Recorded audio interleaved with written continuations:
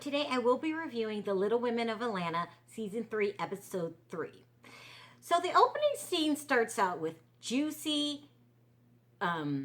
Minnie, and Tanya.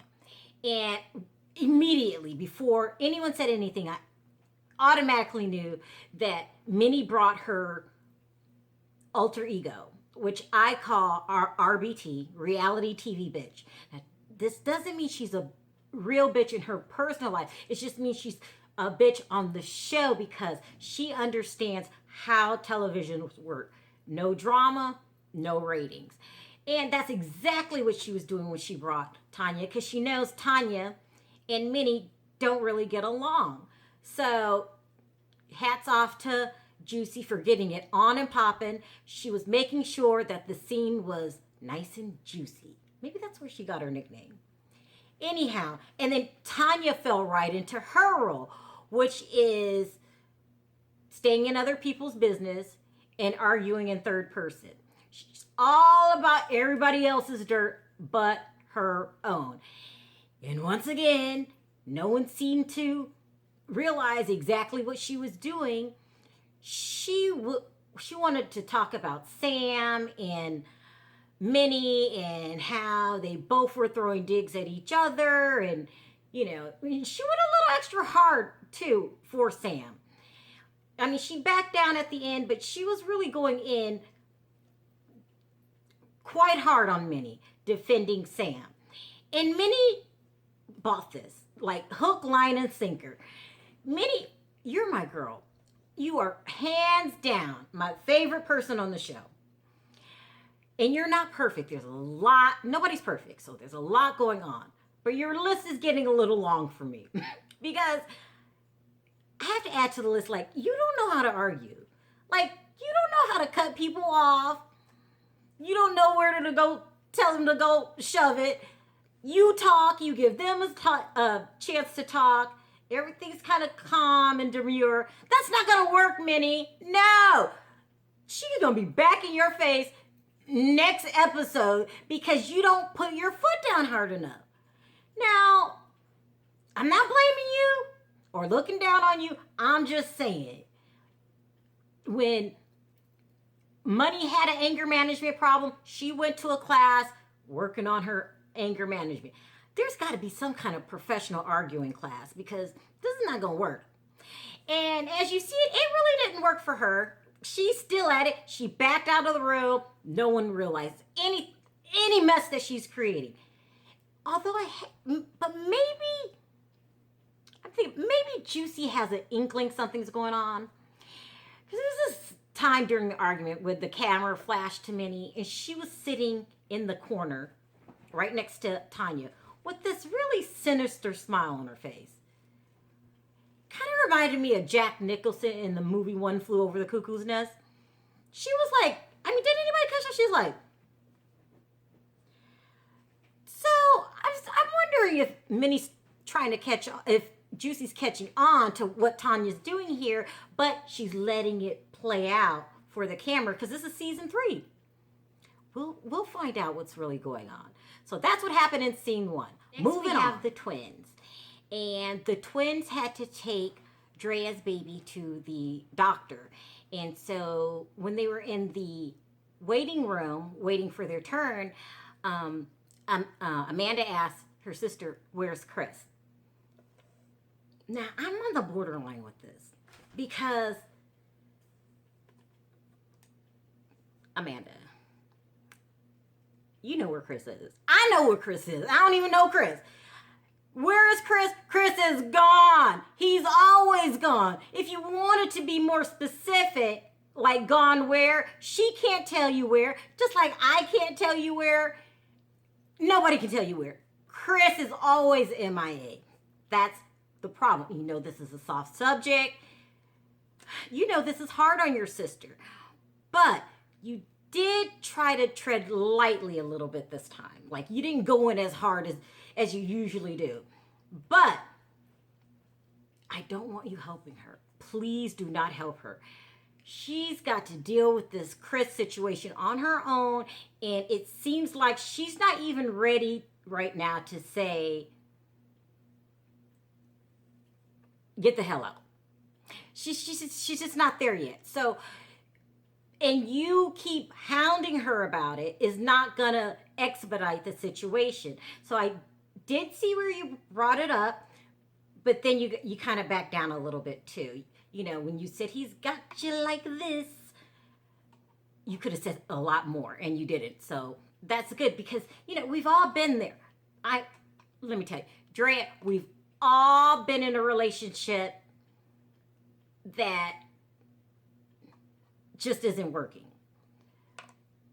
And I acknowledge yours is a little bit different, a little bit harder because of the babies. So I'm going to back up and give you a little more space, but you better do it soon because I don't know how much more of this I can take. Speaking of the babies, he really needs to be there for the babies because this show is about LPs and the differences that they go through that the average person than the average person. And sometimes I forget that this show is about that. I forget that I'm looking at little people. But when I saw the feeding tube in the baby, it was a reminder that sometimes some LP people have more medical problems than your average height. And that can be really hard to deal with at times. I mean, all the time. And it just broke my heart to see the baby hooked up to a feeding tube. But the doctor did say that it should get better and she wouldn't have to use it anymore. So, you know, that's a good thing because that baby is as cute as a button. So cute. Next, moving on. Scene where Sam and Tanya took the kids to the playground. And this is when shit started to get real. Like, this is the scene. This is what I've been waiting for. This is the scene when Tanya finally had to open up. But she only did it a little bit. She put a smile on her face and tried to down talk it. She was like, the kids are going away for a while. And Sam was like, where are they going? And she was like, their dad's coming to pick them up. That's how she's trying to downplay it. But you notice she didn't say how long they were going to be gone and why they were getting picked up and why she was so upset about it. I told you there's something there. Something is going on with Tanya. And I feel like she told Sam because she was forced to. Like, if Sam came home and the kids weren't there, she'd have been like, where the hell are the kids at? So she was telling her because she had to. So when that kind of situation is happening, something is going on, okay? Something is going on. I'm telling you, Tanya going through something really, really bad. But you don't have to tell people what's going on in your life. It's your choice whether you tell people. But what you don't do is go around judging everybody else when you've got skeletons in your closet too. And she was really extremely upset about the kids leaving, going to visit their father. Like, don't you want them to visit their father? And last time she just took them when she moved to Atlanta, took them why? What is going on, Tanya? And I don't understand why no one else is catching on but me. I'm the only person to say, what is Tanya's deal? Unless Juicy is well aware something's wrong with that girl, but I gotta let this play out a couple more episodes because I'm an RTB, reality television bitch, and that's what I need to do to keep the audience attention. Maybe that's what's going on. But I'm bound and determined to find out what is going on with Tanya. Next we have Minnie, her mother, and her new boyfriend, Gary.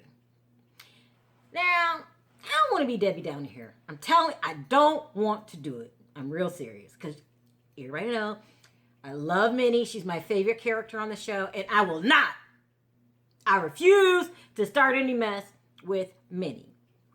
But I do got some questions here. Now, you met Gary at speed dating while the cameras were rolling.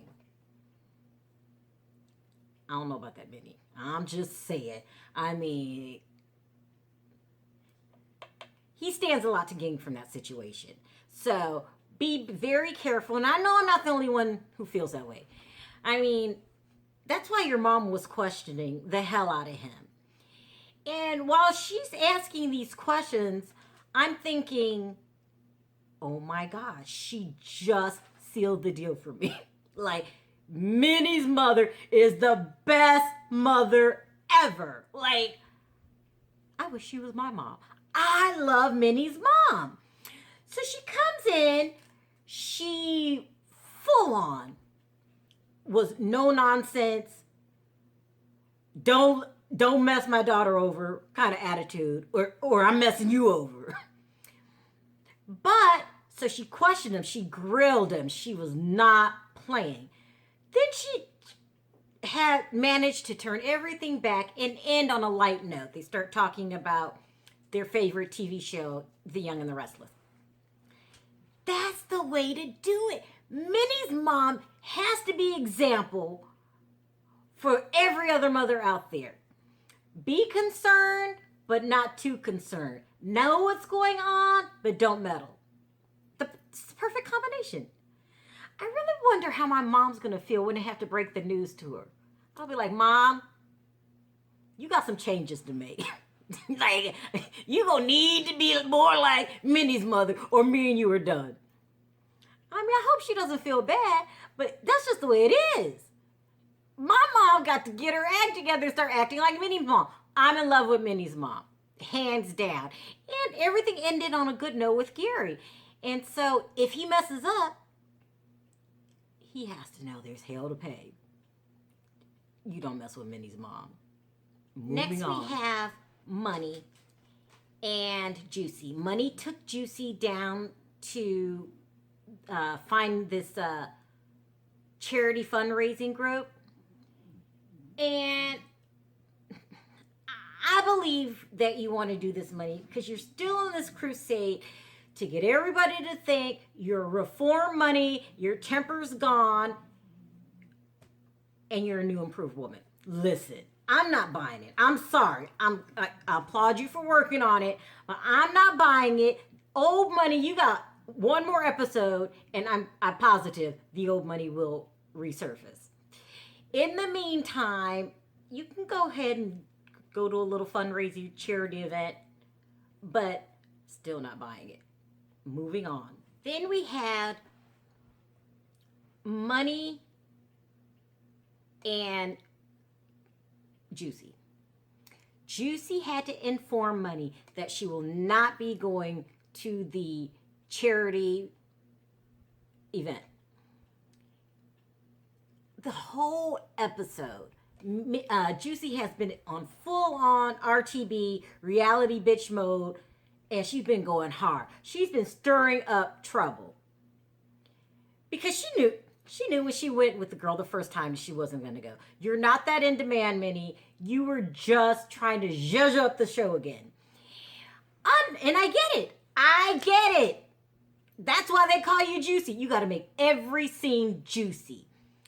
What I'm disappointed in is Money held in her temper. Like it almost came out, then she pulled it back. She was like, what? You ain't going? Okay. See what I mean? I'm telling you, next episode, Money's going to have a full-on relapse because she is not a changed woman. She's trying, and we get her A for effort. Good try, Money, but you're not fooling anybody. Thanks for trying to judge up the scene, Minnie. Juicy, but it just didn't work this time. But there's always next time. Moving on. The final scene ends with Sam and Minnie, where Sam actually apologized to Minnie for acting a fool. And I'm so glad she did that because I was not liking Sam because she was just going in on Minnie too hard. And, and then when she got home and she realized I just called her fat and I'm fat my damn self. She got home and realized her behavior didn't make any sense. So I was so glad that she apologized. But what happened when she apologized was the damnedest thing that it never expected to happen. Because I was so intent in her apologizing to Minnie for being all up in Minnie's Kool-Aid. I did not take any time out to realize until she apologized. Minnie, why you got a mugshot?